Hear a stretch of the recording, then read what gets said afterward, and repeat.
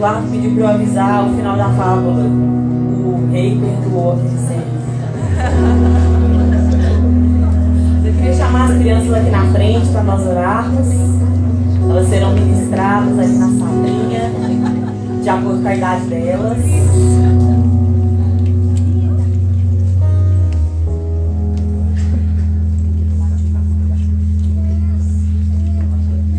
Todas as crianças são bem-vindas. Pai, nós queremos te agradecer. Eu pedir que a igreja levantasse as suas mãos em direção a essas crianças. Senhor, eu quero te agradecer por cada criança, por cada professor também ali na salinha. Nós abençoamos com paz, com saúde, com a revelação do teu amor. Desde a tenridade, Senhor, que as crianças possam ter um relacionamento íntimo e profundo com o Senhor, com o teu Espírito Santo, Pai. Nós te agradecemos. Que elas possam crescer em graça, sabedoria e estatura diante do Senhor e das pessoas. Em nome de Jesus. Amém. Aleluia. Queridos, um aviso. Nos dias 2 e 3 de julho, nós teremos bazar aqui na igreja. E sempre é um tempo assim muito bom. Roupa boa, sapato bom. Às vezes rola até uns eletrodomésticos. Tem de tudo, preço excepcional. Muitas pessoas já doaram sapatos para festa, vestido, jaqueta, calça. Então, uma oportunidade de vir, de ser abençoado e abençoar. Amém? Eu queria compartilhar hoje a palavra dessa manhã com vocês. Foi incumbida essa responsabilidade, esse privilégio. Eu queria fazer uma oração. Antes de orar, gente, desculpa, eu queria perguntar quem está nos visitando nessa manhã. Tem alguém nos visitando hoje? Tem umas carinhas novas que eu não conheço, são todos bem-vindos, fiquem à vontade. Deus abençoe. Queridos, hoje eu quero falar um tema. O tema da mensagem de hoje é o mediador. Hoje a gente vai falar sobre o mediador. Quem sabe, de acordo com as escrituras, quem que é o mediador, o nosso mediador? Alguém sabe? Difícil, né, Cláudio? A gente vai falar um pouquinho sobre o mediador. E apesar de quando a gente fala alguns temas, eu queria até te pedir, te convidar a você estar com seu coração muito aberto. Porque às vezes, sabe quando o pregador, o palestrante, a pessoa que vai trazer uma mensagem, traz um versículo às vezes já conhecido, né? E às vezes a gente pode ter a tendência de fechar o nosso coração e falar assim, isso aqui eu já sei. Mas eu creio, quando eu estava preparando essa ministração, como que eu fui profundamente ensinada e ministrada pelo Espírito Santo.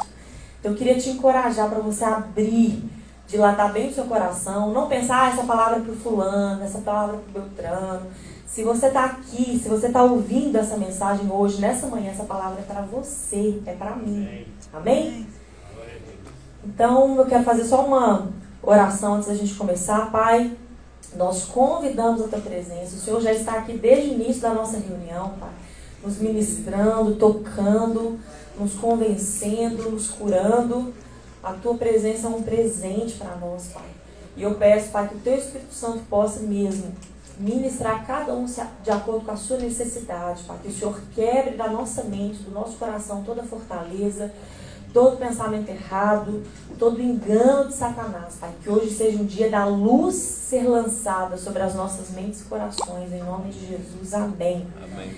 Então, gente, falando um pouquinho sobre o mediador. Eu não sou da área jurídica, né? Eu me formei em administração de empresas, tive uma matéria sobre mediação de conflitos, né? Mas acho que todo mundo que conhece um pouquinho já teve uma situação que às vezes você até precisou de um mediador. O que é um mediador? O mediador é uma pessoa que ele se torna um intermediário entre duas partes. Geralmente partes conflitantes, porque senão não seria necessário um mediador, né? Então o mediador, ele tem como um papel principal intervir na comunicação entre essas partes conflitantes. E qual que é o objetivo do mediador? A conciliação. Não é verdade? O mediador, ele quer chegar a um acordo ou a uma conciliação. Então, no meu dia a dia, na minha vida, quando que eu sei que eu preciso de um mediador, de uma pessoa que vai fazer esse meio de campo? trazendo para um português bem claro. Quando existe um conflito entre eu e uma outra pessoa e eu não consigo resolver com o meu próprio esforço. Faz sentido? Eu preciso de um mediador, porque por mais que eu me esforce, que eu tente falar, que eu tente argumentar, o que eu tente fazer, pelo meu próprio esforço, eu não consigo chegar numa resolução do problema. Então, muitas vezes eu preciso recorrer a um mediador de conflitos, um pacificador, né? Isso eu estou falando na nossa vida como questões até internacionais, conflitos enormes.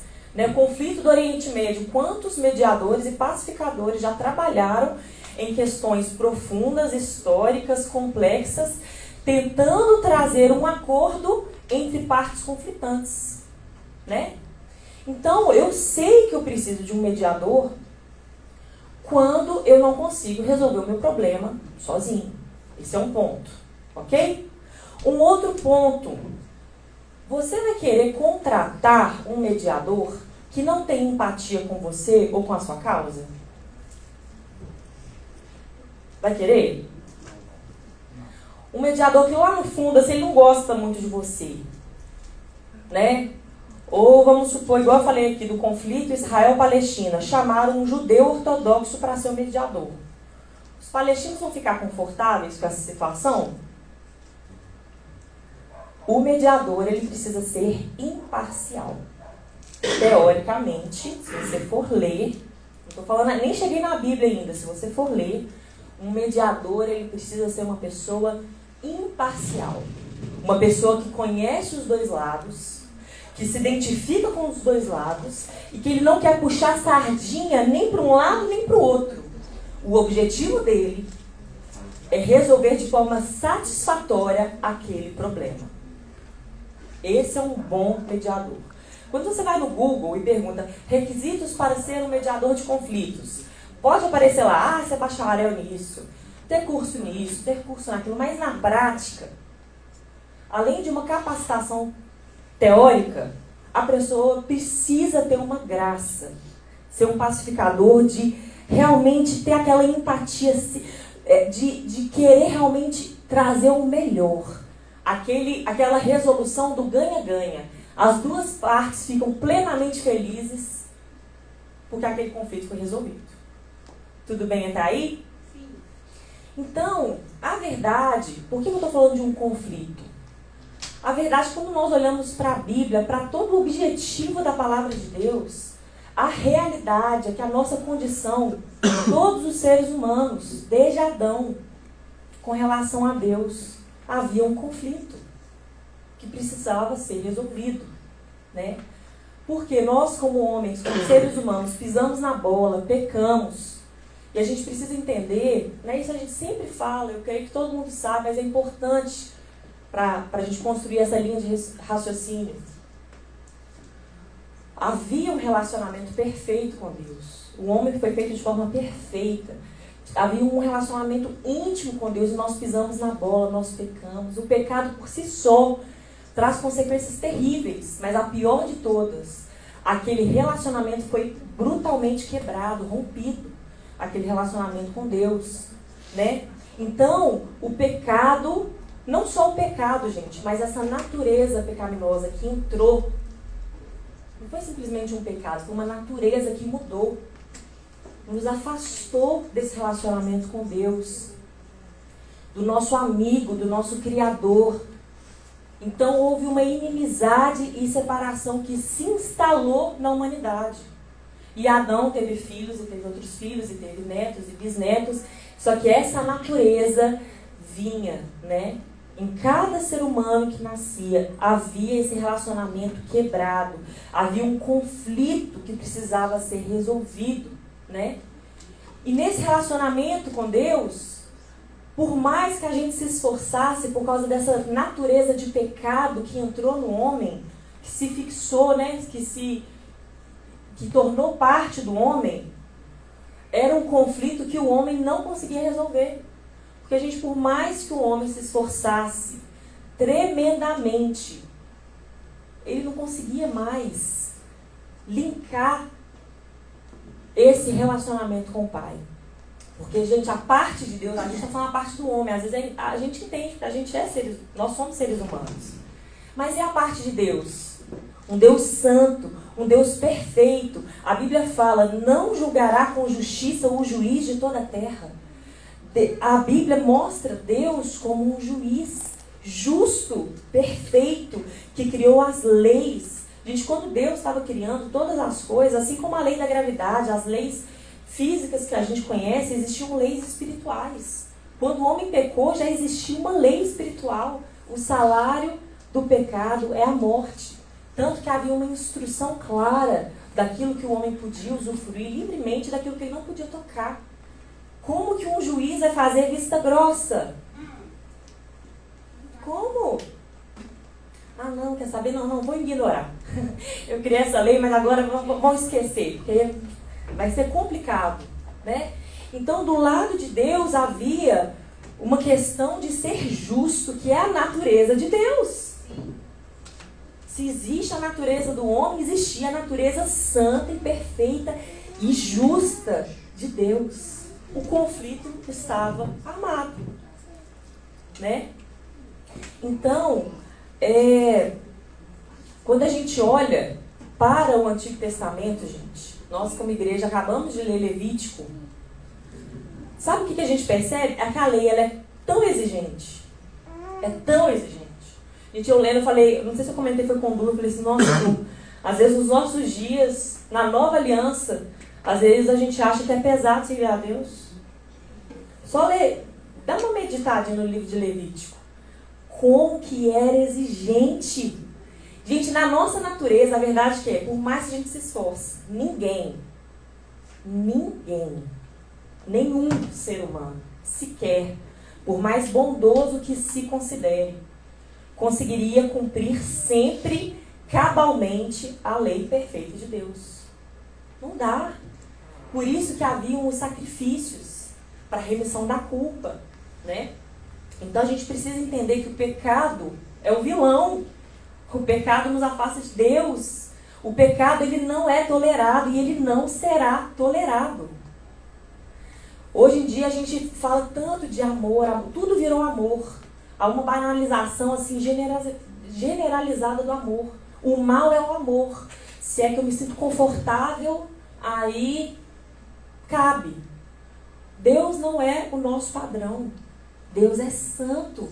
O pecado não é tolerado. O pecado significa morte.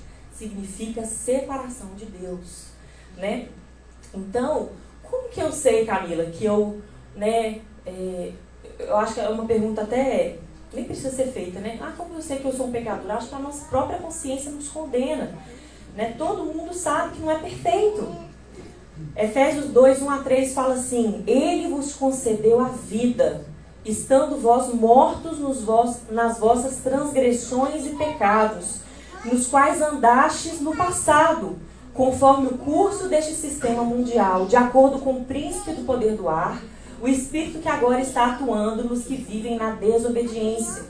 Anteriormente, todos nós também caminhávamos entre eles, buscando satisfazer as vontades da carne, seguindo os desejos e pensamentos.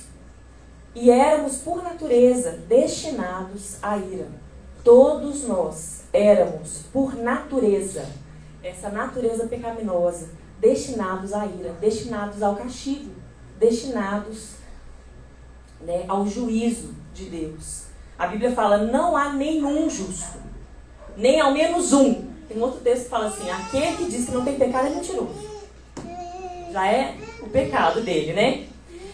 Não há uma só pessoa que entenda, ninguém que de fato busque a Deus. Todos se desviaram, tornaram-se juntamente inúteis. Não há ninguém que pratique o bem. Não existe uma só pessoa. Resumindo, toda a humanidade é farinha do mesmo saco.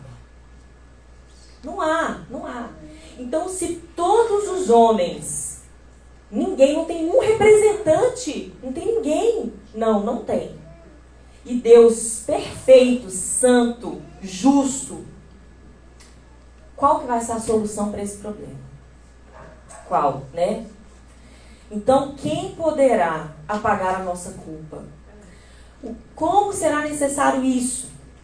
E aí eu vou ler 1 Timóteo 2, 5 e 6. Porque há um só Deus e um só mediador entre Deus e o ser humano. Cristo Jesus, homem. Repete comigo assim, homem. De novo, Cristo Jesus, homem. Jesus é uma energia? Ele é homem. Ele é um ser cósmico? Não. Ele é 100% homem. Se entregou em resgate por todos para servir de testemunha a seu próprio tempo. Então, a gente falou que um bom mediador ele precisa ser imparcial. Gente, a Bíblia fala que Jesus era 100% Deus e 100% homem. E às vezes isso pode causar uma certa estranheza. Às vezes a gente fala assim, nossa, mas ele era Jesus, né? O que a gente precisa entender, vou explicar aqui um pouco melhor, vou tentar explicar um pouco melhor. Então Jesus, o nosso mediador, o mediador perfeito, 100% Deus. Como a gente sabe que ele era 100% Deus? A Bíblia fala em João 1, no versículo 1 a 3. No princípio era o Verbo, e o Verbo estava com Deus, e o Verbo era Deus. Ele estava no princípio com Deus, todas as coisas foram feitas por ele. E sem ele, nada do que foi feito se fez. Ele é o Criador, que se fez, o Verbo que se fez carne. Então a Bíblia fala que ele é 100% Deus. Nada do que foi feito se fez sem ele. O Verbo se fez carne e habitou entre nós, cheio de graça e de verdade. Gente, João, ele não estava fazendo uma poesia romântica, cheia de graça e de verdade. Ele estava explicando para a gente, o Verbo se fez carne, habitou entre nós, cheio de graça e de verdade. Nas cartas, 1 João, 2 João, 3 João, João só chama Jesus de a verdade, com letra maiúscula. Ele é a verdade, cheio de graça e de verdade. Gente, João foi um amigo de Jesus, amigo de carne e osso, abraçou Jesus, comeu com Jesus. E ele fala, ele era 100% Deus e 100% homem. Na carta de 1 João, olha o que ele fala. Amados, não deis créditos a qualquer espírito, antes, porém, avaliai com cuidado se os espíritos procedem de Deus, porquanto muitos falsos profetas têm saído pelo mundo. Aí olha o que ele adverte. Deste modo podeis reconhecer o Espírito de Deus. Como que você consegue reconhecer se é o Espírito de Deus? Todo espírito que confessa que Jesus Cristo veio em carne é de Deus.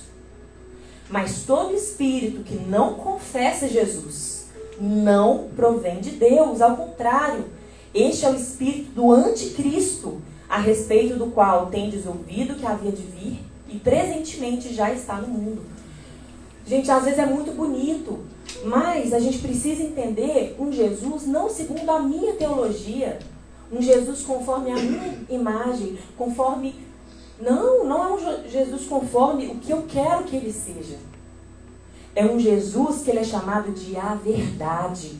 Eu preciso conhecer o Jesus revelado nos evangelhos, revelado nas escrituras, revelado para a igreja através do Espírito Santo. E a Bíblia fala, Jesus veio em carne, um homem, total, 100% homem. Por que é importante a gente falar isso? Jesus semelhante em nós em tudo, exceto no pecado. Quando eu falei daquela natureza pecaminosa que nos inclinava, nós éramos escravos do pecado, queridos. Por quê? Porque você não consegue ser diferente daquilo que a sua natureza é. Tenta dar salada para um leão, sabe? Tenta ensinar um peixe a subir uma árvore, igual um macaco. É a natureza dele, ele é peixe, ele foi criado para ser peixe. A nossa natureza era pecaminosa. Então não era uma questão só de querer ou não querer. Você precisa ensinar uma criança a mentir? Uma criança de 2 aninhos lá, aí tem uma tomada. Aí a mãe já chega, aí a criança já... Gente, ninguém ensinou. Filho, não põe o dedinho. Ele já olha, parece que fica até assim. Onde que eu não posso pôr? Né? Não machuca, não põe o dedinho ali não. Aí você vira as costas, as mães mais assim, experientes, já viram as costas com o olho nas costas assim, né? Porque sabe que, dependendo, vai lá pra... que não pode? Né? Minha mãe conta a história da minha irmã, Angélica, a minha irmã mais nova. Que um dia minha mãe tinha feito um brigadeiro de colher, colocado na geladeira, falou, tá quente, ninguém mexe. Minha mãe foi fazer as coisas dela, passou um tempo, chegou lá, abriu a geladeira, o negócio tava revirado lá, né? Aí chegou, quem foi? Aí a Angélica toda lambuzada de brigadeiro, fui eu não, mãe, fui eu não. Né? Gente, a gente não precisa ensinar. Jesus, ele veio como homem perfeito. Essa natureza de pecado ele não tinha. Então ele era semelhante a nós em tudo, uma humanidade perfeita, exceto no pecado. Por que muitas vezes nós chamamos Jesus de o segundo Adão? Porque Adão era perfeito. Ele não tinha essa natureza pecaminosa. E ele foi tentado. Jesus era perfeito. Ele não tinha essa natureza pecaminosa. E foi tentado. Porém, Adão cedeu à tentação e Jesus não. Ele foi obediente, né? Então, uma frase que é muito tremenda é: Cristo é o homem perfeito que revela o homem ao homem. Cristo é o homem perfeito que revela o homem ao homem. Quando nós olhamos para Jesus nessa natureza perfeita, é para isso que nós fomos criados. Para sermos como Ele é. Né? E agora voltando para o nosso papo de mediador. Então por que afinal Jesus é o mediador perfeito? Porque sendo Deus, porque Ele é 100% Deus, Ele sabe a importância de fazer a justiça. Jesus nesse papel de Deus, porque Ele é Deus, né? Ele sabe que Deus é o juiz justo e pela lei o pecado deve ser punido. Não dá para fazer vista grossa. O salário do pecado é a morte. Mas como homem, Ele conhece profundamente as nossas necessidades, as nossas dores e as nossas limitações. Sabe, gente, quando você conhece alguém, às vezes recentemente a pessoa é muito legal, mas para algumas coisas você fala assim, não, a gente vai ter que comer 1 quilo de sal primeiro.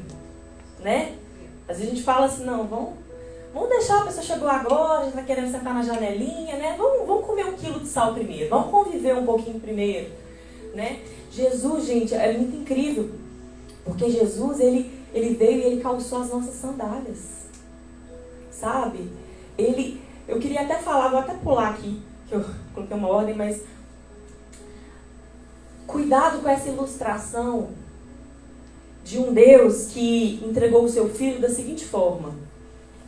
Um Deus muito justo, bravo, justo, furioso, sedento para fazer justiça, o justiceiro, né? Que pega um filho contra a vontade dele, às vezes uma criança. Quem é que lembra de umas histórias, até de um barco, o pessoal fazendo festa no barco, e aí aconteceu um acidente? Vocês lembram? Foi muito divulgado na igreja há uns anos atrás, não sei se vocês lembram disso. De o pessoal num barco fazendo festa, e aí um negócio ia fechar, ia bater no barco, ia causar um acidente, o pai viu, mas aí tinha uma criança brincando perto do lugar lá, e o pai, eu salvo esse povo festeiro, ou eu salvo meu filho inocente lá, criança, eu vou salvar esse povo. E aí deixou o menino morrer lá, e todo mundo, é assim Deus. Não é assim Deus. Não sei que Deus que essa pessoa serve. Porque o Deus que eu sirvo, Ele não pegou um menino inocente, sem decisão, e me sacrificou. O Deus que nós servimos, Ele veio. Ele mesmo veio. Nós precisamos entender que a Trindade, Pai, Filho e Espírito Santo, é um Deus só. Pai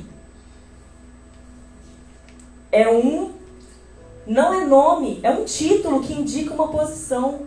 Filho também não é um nome, é um título que indica uma posição. Sabe sólido, líquido e gasoso?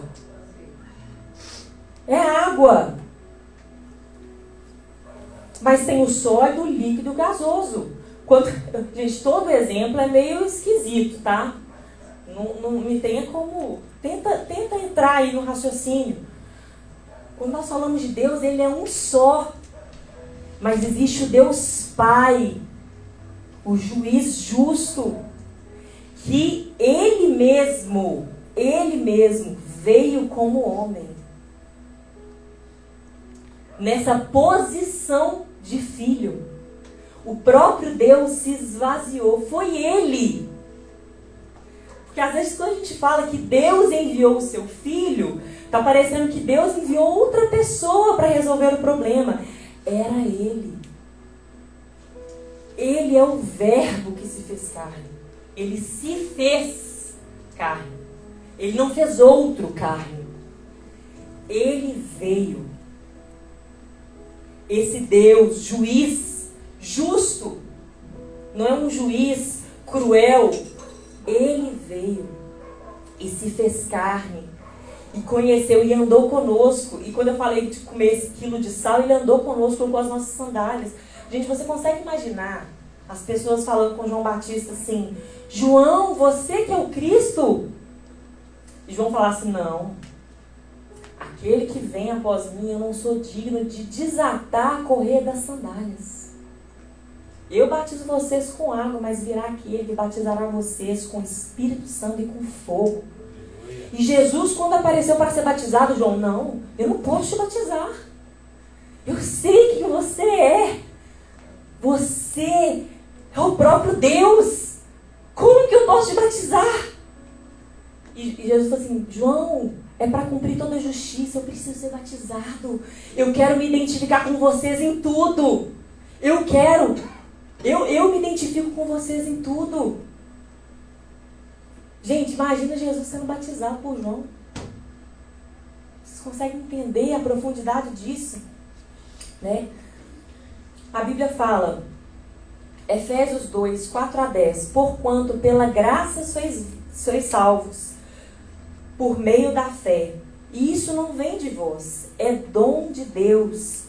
Não vem por intermédio das obras, a fim de que ninguém venha se orgulhar por esse motivo.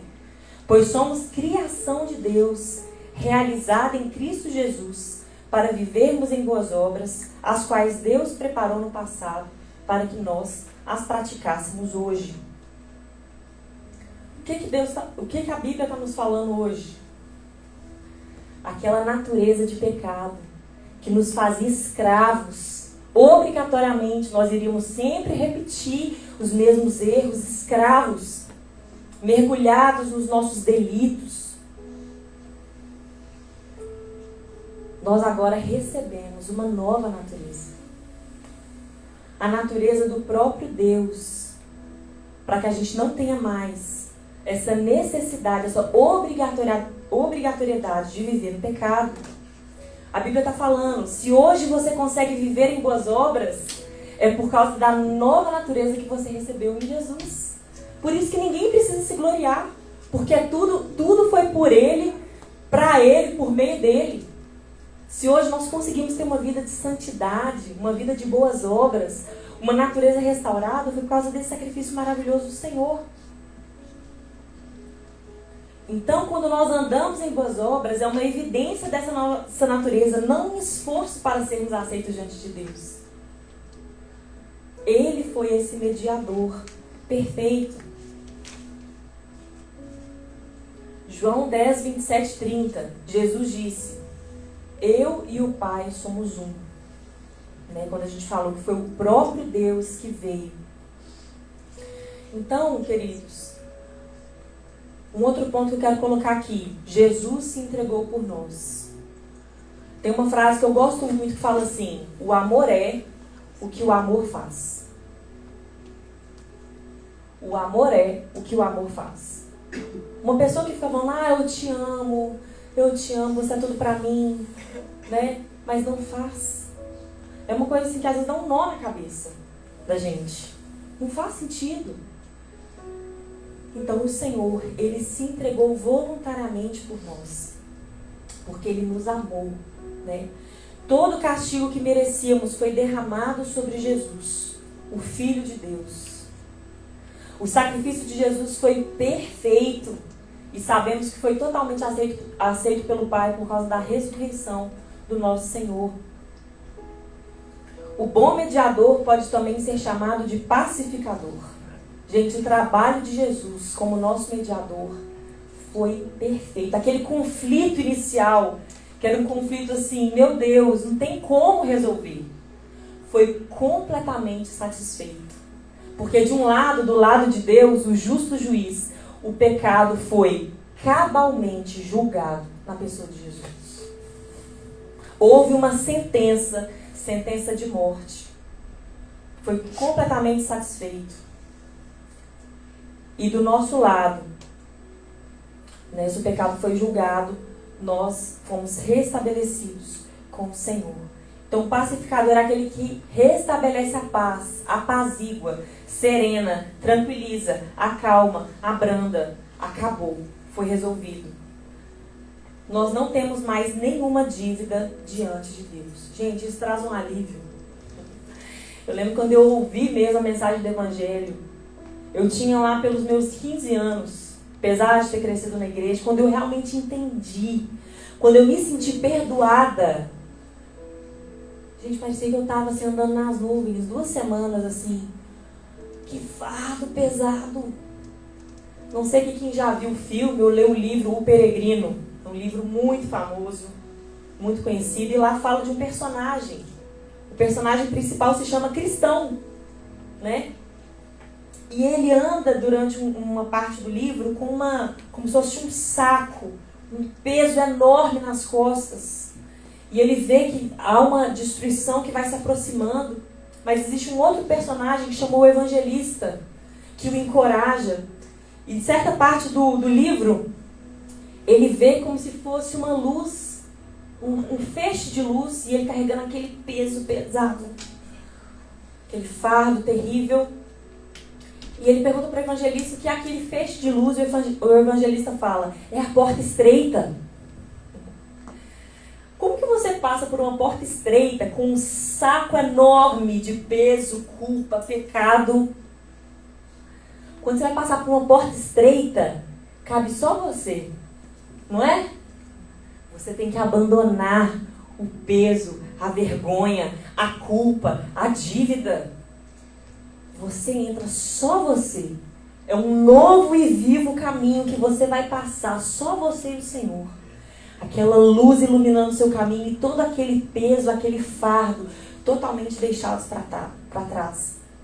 Então, algo que é muito interessante a gente perceber é que por mais que foi um plano perfeito, que foi executado de uma forma perfeita, se existe um mediador para um conflito, e ele teve um plano perfeito, e uma das partes, a parte de Deus fala assim, para mim o problema está resolvido, e é algo muito bom para a outra parte, a nossa parte.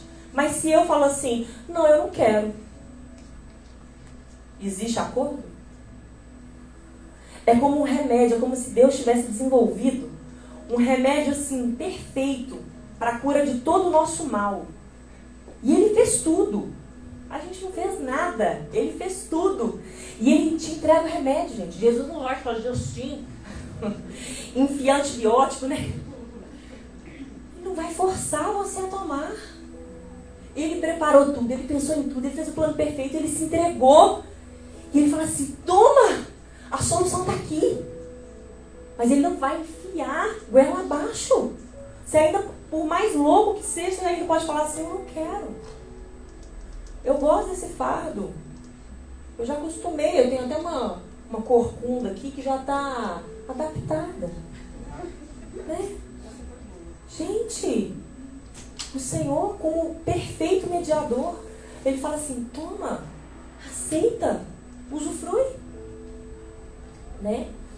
E eu quero dar um exemplo aqui, de novo, por favor, põe o amor nas minhas palavras. Estou parafraseando o nosso querido pastor Túlio. Porque todo exemplo, gente, entenda que é só um exemplo, mas eu acho que é importante a gente ilustrar, ok? Achei muito interessante, eu estava lendo sobre o aproveitamento que eles fazem quando eles vão matar um boi. Tá? É um exemplo, gente, só um exemplo. Vamos supor que, né, o boi foi abatido. O boi, ele é aproveitado 100%. 100%. A pele do couro, a pele do boi, não só depois de tratada vira couro, né, para fabricação de bolsas, calçados, revestimento de banco de avião, carro, sofá, material esportivo como bola, tênis, chuteira, luva de goleiro, roupa de luxo, mas a pele é da pele do boi que tiram o colágeno, né? Nem vou falar quem aí toma colágeno, né? Ninguém toma colágeno. Uma substância poderosa para cremes, cosméticos, tem esmaltes, né? Assim como uma gelatina usada na fabricação de medicamentos, filmes radiológicos, chicletes. Sabia? Eles usam o pelo, o sebo, gordura, sangue, glândulas, tudo é aproveitável. As glândulas do boi, como por exemplo as suprarrenais, tireoide e pâncreas, são extraídas substâncias para usar em medicamentos e perfumaria. Sabe a insulina dos diabéticos? É extraída do pâncreas bovino. Você já fez uma cirurgia e precisou dar ponto? Do intestino produzem-se fios usados nas cirurgias. A gordura é aproveitada para fazer deliciosos sorvetes na confeitaria de forma geral. O sebo, ele não é comestível. Se aproveita para fazer vela, sabão, sabonetes perfumados. O pelo da cauda do boi é fabricado pincel, escova de cabelo, escova de roupa, escova de limpeza. Do pelo de dentro da orelha é produzido pincéis finíssimos de pintura. Quem aqui gosta de gelatina? É extraída dos tendões e ligamentos bovinos, que são transformados em gelatina. Do chifre. Sabe extintor de incêndio? Dos chifres são extraídos componentes usados no pó do extintor de incêndio, na fabricação de pentes e botões. Você já viu uns botões bonitos assim? Talvez foi do chifre do boi. Os ossos, dos ossos é feito farinha, ração para gato, ração para cães, aves. Os ossos também, uma vez calcinados, são usados na fabricação de porcelana e cerâmica, na refinação de prata e na fusão do cobre. Na usina de açúcar, utiliza-se carvão de osso para alvejar e refinar o ingrediente que usamos, por exemplo, em doces, biscoitos, tortas.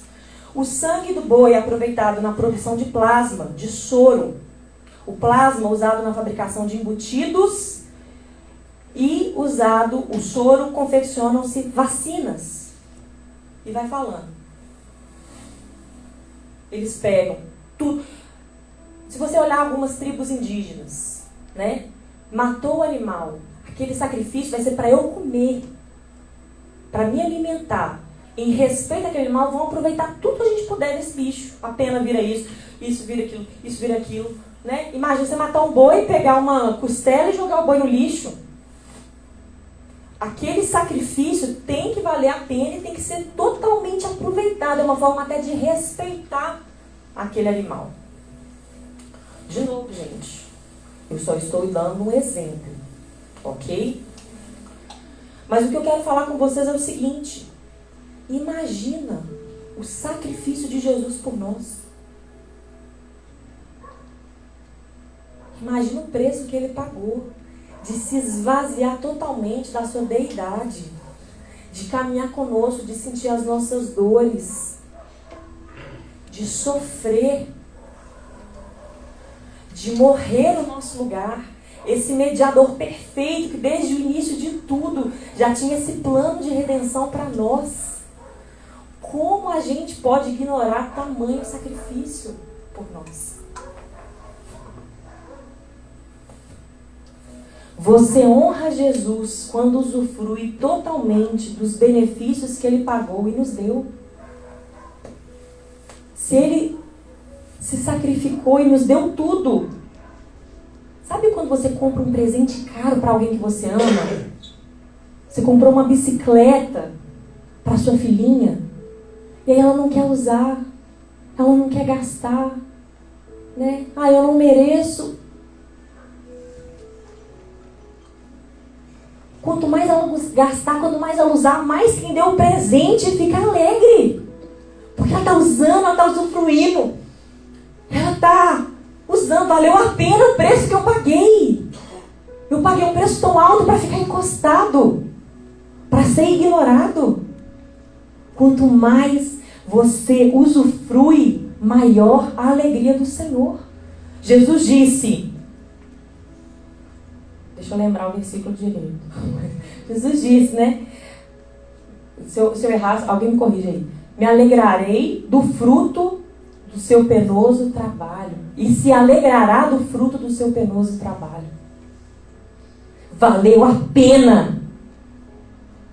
Valeu a pena. Olhar para mim e para você totalmente libertos. Gente, quando a gente fala de um amor furioso, o Du já falou dessa visão que ele teve, vou repetir aqui. Eu amo apropriar as visões do meu marido, gente, acho incrível. Teve uma vez ele orando, né?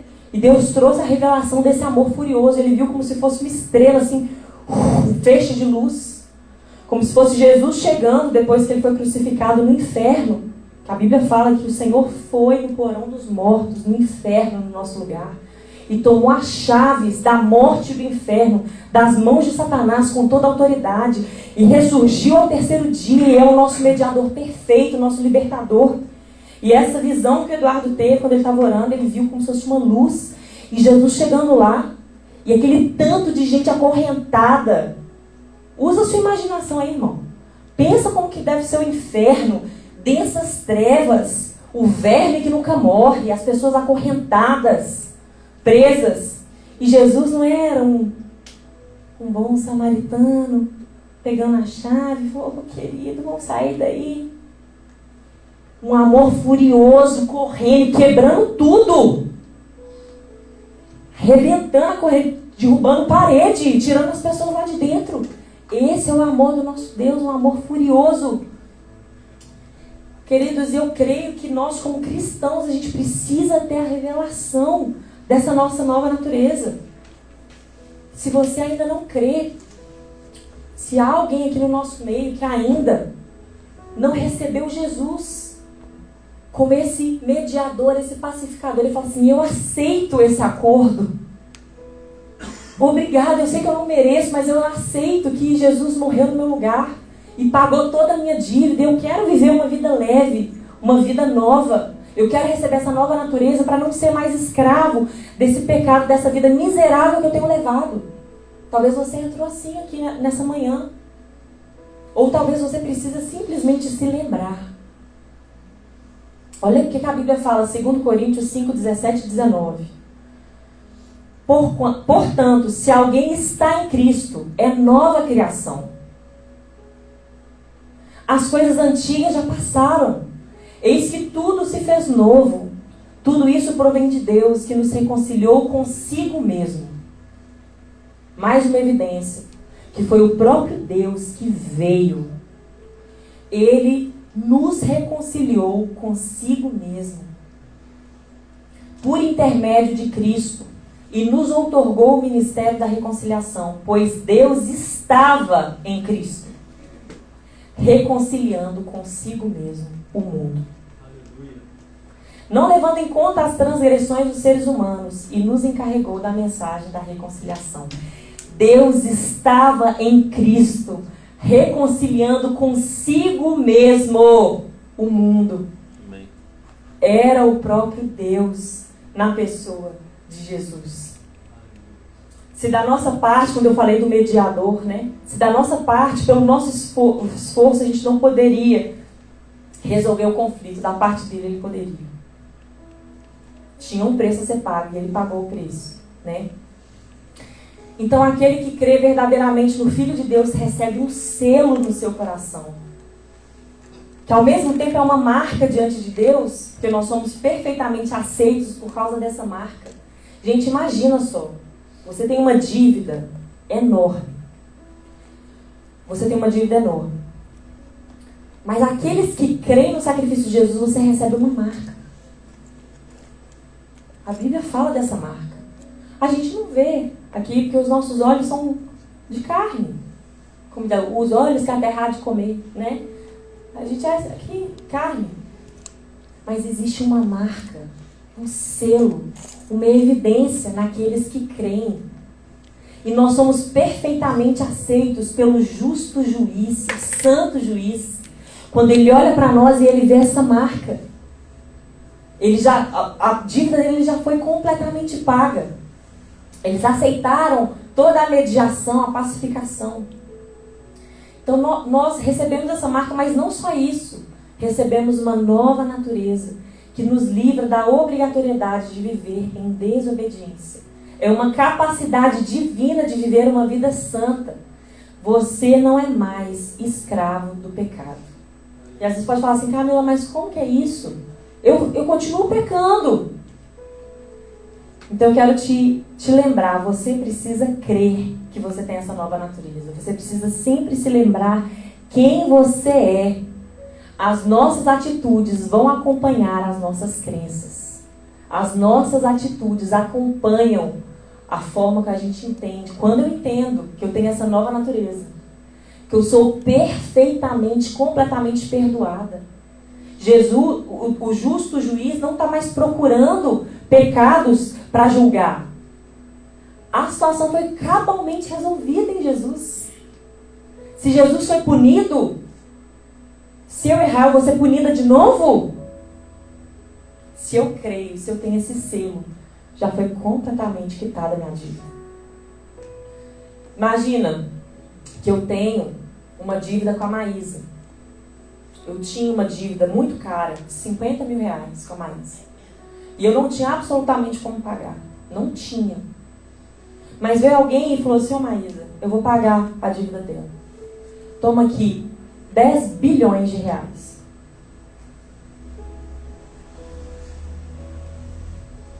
Foi suficiente para pagar minha dívida? Eu não tenho mais vergonha da Maísa. Mesmo se eu errar de novo, eu sei que já foi pago muito além do que eu posso entender. Já foi muito, muito além. O preço foi muito além. Né? E eu quero falar, a vereda dos justos é como a luz da aurora, que vai brilhando cada vez mais até a plena iluminação do dia. Nós precisamos caminhar na luz que a gente já tem. Amém? Fica de pé no seu lugar. Queridos, é muito importante a gente entender quem Jesus é, para a gente não aceitar qualquer Jesus que nos apresenta. É muito importante a gente entender o que Jesus é e o que Ele fez, para a gente usufruir totalmente desse amor do Senhor em nós, para a gente usufruir totalmente desse sacrifício perfeito de Jesus por nós. Você sabia que além de te salvar, talvez você já entendeu isso, o sacrifício de Jesus te cura de toda a sua enfermidade. O sacrifício de Jesus, ele te supre de todas as suas necessidades. Você tem esse selo no seu coração.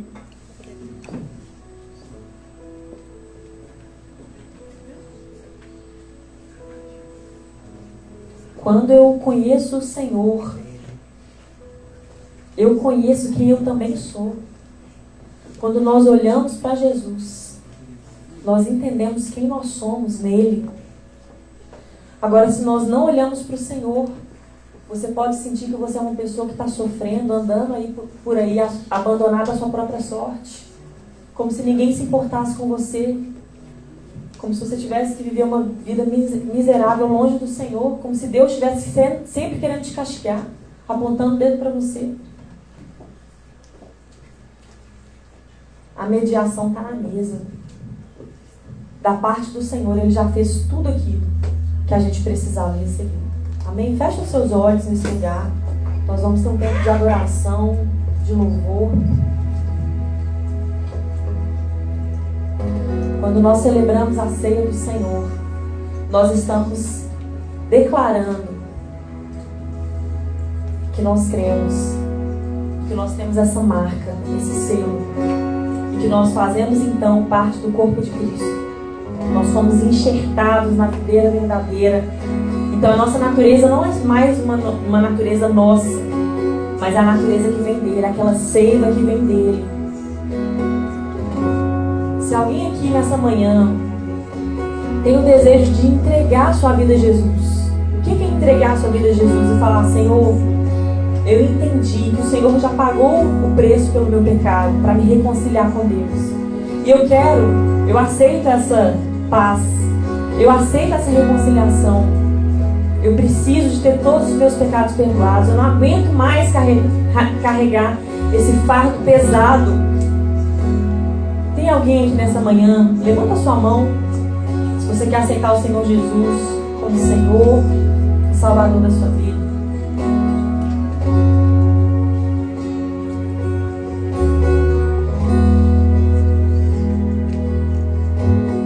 Aleluia.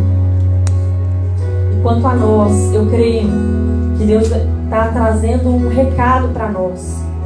Não podemos nos esquecer dessa nova natureza que nós já temos.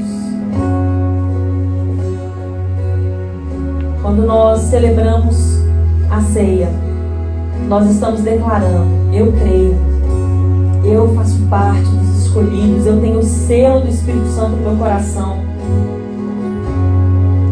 Eu não preciso mais viver de acordo com os desejos e paixões e pecados desse mundo, mas eu tenho uma nova natureza criada em Deus para viver uma vida nova.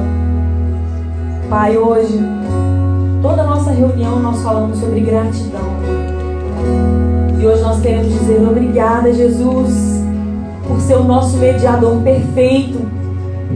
Há um só Deus e um só mediador entre Deus e os homens, Jesus Cristo, homem, que nos reconciliou de novo com o Pai, nos reconciliou de novo consigo mesmo, pagou toda a nossa dívida. Senhor, obrigado por ser esse mediador perfeito. Mais uma vez nós queremos, como igreja, como pessoas, individualmente dizer ao Senhor: nós cremos e nós recebemos, nós queremos usufruir de todos os benefícios da cruz que o Senhor conquistou por nós, Pai. O teu sacrifício não foi vão, Senhor. O teu sacrifício foi perfeito e eterno, Pai. Muito obrigado. Todos são bem-vindos para esse momento, mas eu peço que você só participe da ceia se você crer. Só participe da ceia se você crer. Não digo se você errou de manhã, não errou. Só participe da ceia se você crer no unigênito Filho de Deus, que morreu na cruz no seu lugar, que ressuscitou ao terceiro dia, que hoje vive, que reina, que é o Rei dos Reis, o Senhor dos Senhores.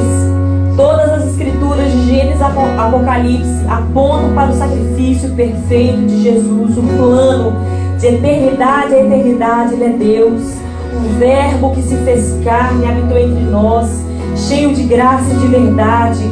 Emanuel, Deus conosco, que não nos abandonou na nossa miséria, mas que veio e nos socorreu.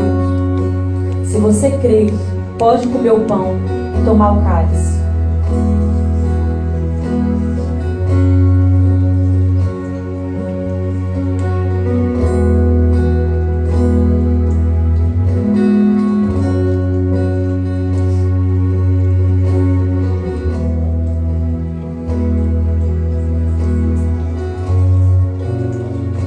Nós vamos ter ainda um tempo de louvor.